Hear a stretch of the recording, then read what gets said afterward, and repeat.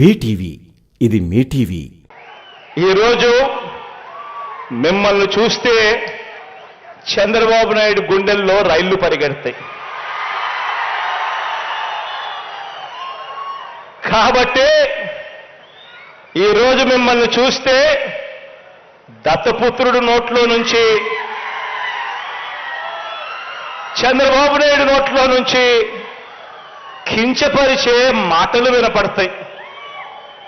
మహిళల అదృశ్యానికి వాలంటీర్లే కారణమని ఒకడు అంటాడు. వాలంటీర్ల దెబ్బకు ప్రజలు గద్దకాళ్ళ కింద కోడిపిల్లల్లా అల్లాడిపోతున్నారు అని అంటాడు. తనకు అధికారం ఇస్తే వాలంటీర్ల వ్యవస్థ నడుం విరగొడతాను అని చెప్పి కూడా అంటారు. తాము అధికారంలోకి వచ్చిన తర్వాత వారి కథ తేలుస్తామని చెప్పి కూడా అంటారు. ఒక్కటి చెప్తా ఉన్నా, ఇంతమందికి మనం దడ ఎందుకు పుట్టిస్తున్నామో తెలుసా? కారణం, ఈరోజు మీరు, నేను, మన ప్రభుత్వం ప్రతి పేదవాడికి డెలివర్ చేసింది కాబట్టి ఈరోజు వాళ్ళ గుండెల్లో రైళ్లు పరిగెత్తిస్తా ఉన్నాం. వారి కడుపులు ఎందుకు మండుతున్నాయంటే వారి కడుపులు గతంలో మాదిరిగా నిండటం లేదు కాబట్టి. వారి కడుపులు ఎందుకు మండుతున్నాయనంటే కారణం, ప్రజల కడుపులు, అందులోనూ పేద వర్గాల ఖాతాలు నిండుతున్నాయి కాబట్టి. వారి కడుపులు ఎందుకు మండుతున్నాయనంటే కారణం, వారిది నీటితో తీరే దాహం కాదు, వారిది అన్నం కోసం ఆకలి కాదు, వారిది అధికార దాహం. వారికి కడుపు నుంచి నింపేది కేవలం అవినీతి ఆకలి మాత్రమే వాళ్ళ కడుపు నిండుతుంది. ఈరోజు మీ అందరితో కూడా నేను చెప్తా ఉన్నా, ఇలాంటి వృక్షాలు ఉన్న వ్యవస్థలతో మనం యుద్ధం చేస్తా ఉన్నాం. ఈరోజు మన ప్రభుత్వానికి వాళ్ళ మాదిరిగా రకరకాల పేపర్లు, రకరకాల టీవీల మద్దతు మన ప్రభుత్వానికి లేదు. వాళ్ళ మాదిరిగా ఓ దత్తపుత్రుడు తోడు మన ప్రభుత్వానికి లేదు.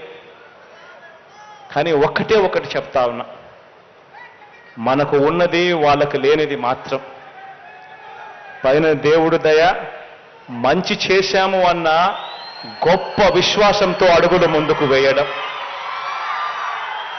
ఈ వ్యవస్థతో ఈ చెడిపోయిన ఈ వ్యవస్థను బాగుపరచడానికి మీ బిడ్డ ప్రయాణం చేస్తా ఉన్నాడు. 58 నెలలు దాటాం. ఆలోచన చేయమని అడుగుతా ఉన్నా.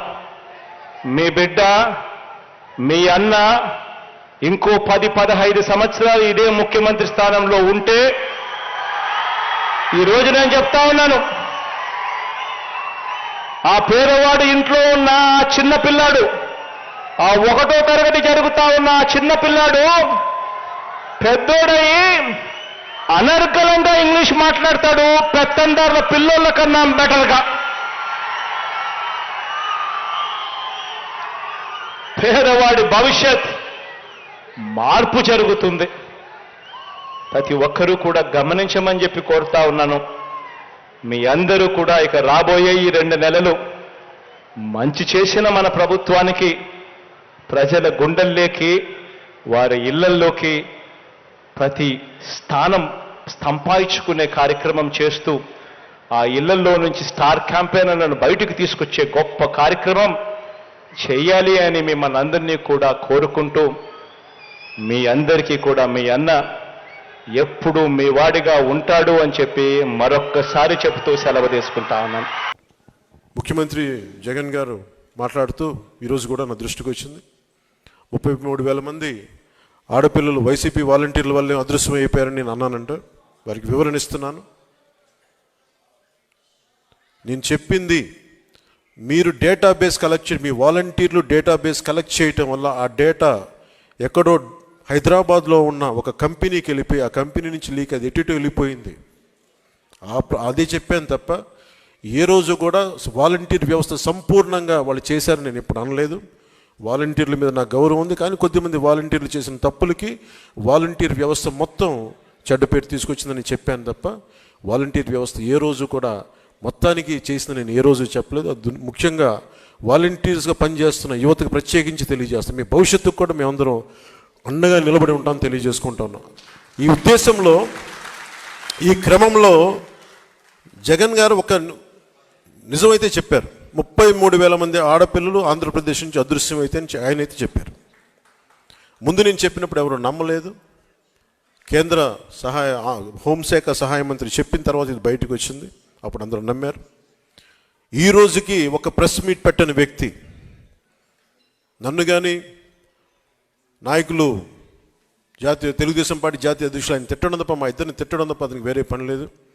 అలాగే ఆర్వి రామారావు గారు కూడా మీరు ఒకసారి జగన్కి మీరు క్లాస్ వారి గురించి ఒక చిన్న పాఠం తీసుకోవాలి. ఆయనకి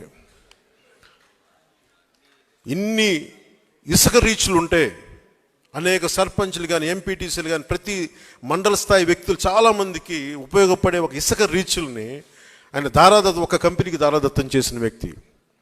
ఒక కంపెనీకి దారాదత్తం చేసిన వ్యక్తి ఈ రోజున క్లాస్ వార్ గురించి మాట్లాడతాడు.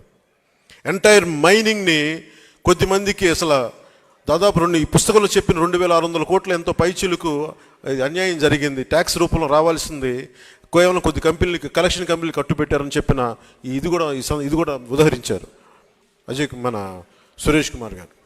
ఇలాంటి కోకలలు. సో క్లాస్ వార్ గురించి ముఖ్యమంత్రి జగన్కి చాలా బలమైన పాఠం భవిష్యత్తులో తీసుకుంటాం. జగన్ మర్చిపోకు. ఏ అమరావతినైతే, ఏ ప్రజలనైతే, ఏ ఆంధ్రప్రదేశ్ ప్రజలనైతే మీరు హింసించారో, ఏ ప్రజలనైతే మీరు విధ్వంసానికి గురి చేశారో, జీవితాలని చిన్న భిన్నం చేశారో గుర్తుపెట్టుకోండి జగన్. భవిష్యత్తుని మేము మిమ్మల్ని కాలర్ రాస్తాం, గుర్తుపెట్టుకోండి. జై జనసేన, జై హింద్. మీకు గనక ఈ వీడియో నచ్చినట్లయితే మన ఫ్రెండ్స్ అందరికీ షేర్ చేయండి. మీ బీటీవీని సబ్స్క్రైబ్ చేయండి ప్లీజ్. బీటీవీ, ఇది మీ టీవీ.